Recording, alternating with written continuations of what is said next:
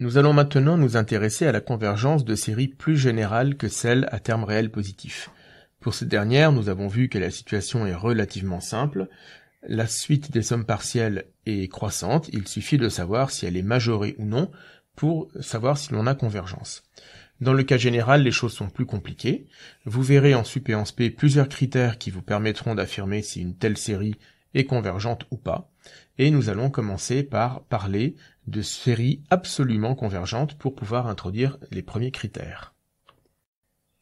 Alors, étant donné une suite UN à valeur dans K étant à nouveau soit le corps des réels, soit le corps des complexes, on dit que la série de termes général UN est absolument convergente si la série de termes général module de UN est convergente. Dans le cas où UN est réel, en fait ce module est donc une valeur absolue et c'est pour ça que l'on parle d'absolue convergence, mais cette définition est tout à fait valable pour des séries complexes en parlant de modules. Alors évidemment, si la suite UN est déjà réelle à terme positif, à ce moment-là, l'absolue convergence de la série des UN et la convergence standard coïncident. Donc le premier résultat est le suivant, c'est la proposition 4.2. Toute série absolument convergente est convergente. Nous allons le démontrer. Donc nous allons démontrer ce résultat en commençant par le cas d'une suite réelle absolument convergente. Et donc, nous ne supposons pas que les termes sont positifs. Nous allons introduire deux nouvelles suites qui vont être réelles à terme positif et qui vont nous permettre de reconstituer la suite UN et la suite des valeurs absolues de UN. Donc nous posons, pour tout n appartenant à n, la suite UN+, qui est en fait égale à la suite UN, dans laquelle nous avons remplacé les termes négatifs par 0, et nous avons gardé les termes positifs tels quels. Et nous faisons pareil avec la suite UN-, nous remplaçons tous les termes positifs par 0, et nous gardons les termes négatifs, enfin nous ne les gardons pas, nous les multiplions par -1, de manière à récupérer une suite positive. Donc nous pouvons voir que pour tout n dans n, la suite UN+ est positive, et elle est tantôt égale soit à 0, soit à UN quand il est positif, c'est-à-dire à la valeur absolue de UN. Donc UN+ est encadré par 0 et la valeur absolue de UN. UN- est toujours aussi un terme positif, égal soit à la valeur absolue de UN quand UN est négatif, soit à 0 s'il est positif. Et de plus, nous voyons que si nous faisons la somme de UN+ et de UN-, nous obtenons exactement la valeur absolue de UN. Là encore, si UN est positif, UN+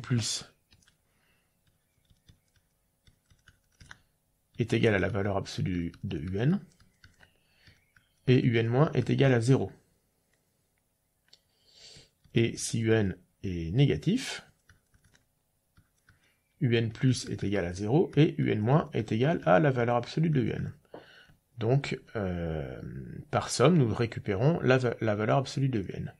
Mais si nous faisons la différence des deux, UN+ moins UN-, alors nous obtenons exactement UN. Je vous laisse le vérifier, mais si UN est positif, UN+ vaut UN et UN- est nul, et si UN est négatif, UN+ vaut 0 et UN- vaut moins UN. Alors, nous pouvons numéroter ces différentes relations, en tout cas les encadrements qui sont ici, puisque la somme des valeurs absolues de UN converge, ça c'est l'hypothèse que notre suite est absolument convergente, avec les majorations 1 et 2.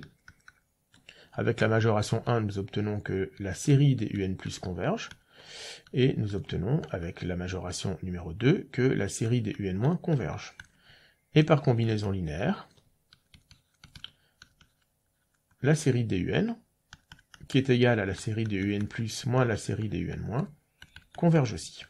Nous avons donc montré notre proposition dans le cas où notre série est positive, est réelle, pardon. Et donc dans le deuxième cas, nous prenons cette fois-ci une suite dans K puissance n, alors soit réelle soit complexe, bon, plutôt complexe puisque dans le cas où elle est réelle, le premier cas a déjà été traité, absolument convergente là encore, et nous pouvons écrire que Alors je vais en fait la prendre directement complexe, ça sera tout de même plus clair. Et nous allons pouvoir décomposer cette suite complexe en sa partie réelle, la suite de ses parties réelles, plus i fois la suite de ses parties imaginaires. Mais nous savons que pour tout n, la partie réelle d'un complexe a une valeur absolue inférieure ou égale au module de la suite. Et nous avons le même résultat pour la partie imaginaire.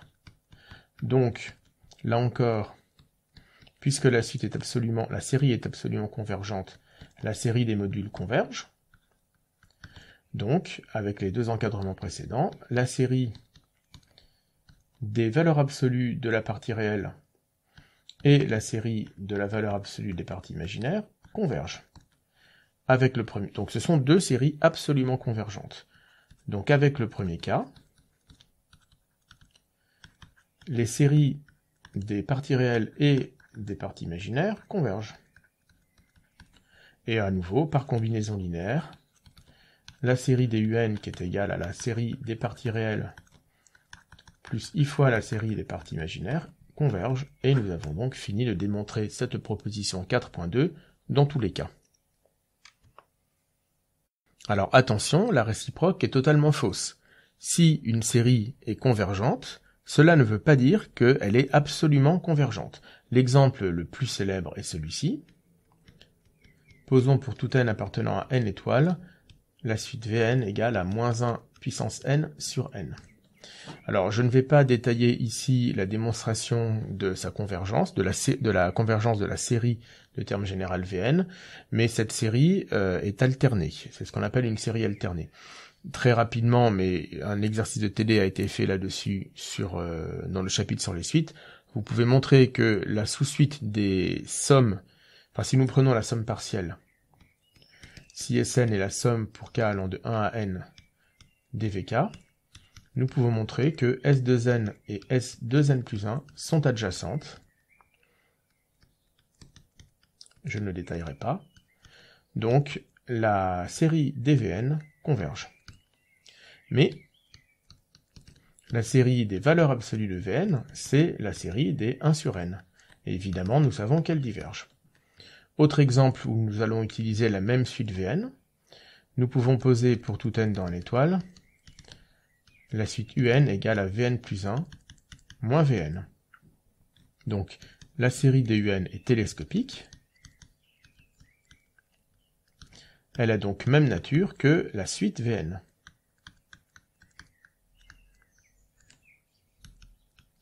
Et donc, elle converge. Là, évidemment, il n'y a pas de problème. La suite des Vn converge vers 0. Mais, la valeur absolue de un est égale à 1 sur n plus 1 sur n plus 1. Je vous laisse le détailler là encore, mais attention, dans Vn, les signes devant 1 sur n et 1 sur n plus 1 sont opposés. Donc quand vous faites Vn plus 1 moins Vn, en valeur absolue, vous obtenez 1 sur n plus 1 sur n plus 1. Et cette suite est équivalente à 2 sur n. Donc, par comparaison à une série de Riemann, la somme des valeurs absolues de un diverge. D'accord? Donc attention à ce piège classique. Comme application de la proposition 4.2, nous pouvons également donner le corollaire 4.3. Si nous avons une suite complexe UN et que son module est un grand taux d'une suite complexe Vn, d'une suite réelle Vn, à terme positif, alors si la série des Vn converge, la série des Un converge. Cela se fait tout simplement par relation de comparaison. La série des modules de Un converge par relation de comparaison, donc elle est absolument convergente, et donc la série des UN converge. Autre résultat, la proposition 4.5, l'ensemble des séries absolument convergentes est un SEV de l'ensemble des séries convergentes. Cela se démontre de manière standard. Si nous prenons la somme de la suite nulle, la série nulle, évidemment, elle est absolument convergente. Et si nous prenons deux séries absolument convergentes, donc deux suites à valeur dans K, telles que les séries UN et série des Vn sont absolument convergentes, si nous prenons un coefficient lambda dans K, alors, pour tout grand n dans n, la valeur absolue, la somme des valeurs absolues pour n allant de 0 à grand n des un plus lambda vn par inégalité triangulaire est inférieure ou égale à la somme pour n allant de 0 à grand n de la valeur absolue ou du module, en l'occurrence du module de un, fois lambda fois la somme, module de lambda fois la somme de n0 à grand n du module de Vn. Nous savons que le membre de droite converge, et en particulier, comme le membre de droite est constitué de deux séries à termes réels positifs, la limite de ces deux séries est supérieure ou égale à toutes les sommes partielles. Donc en particulier, nous pouvons majorer tout cela par la somme de 0 à plus l'infini du module de un, plus module de lambda fois la somme pour n allant de 0 à plus l'infini du module de Vn. La série de gauche ici est donc une série à termes réels positifs, elle est croissante, ces sommes partielles sont croissantes, et nous venons de les majorer, donc la série converge.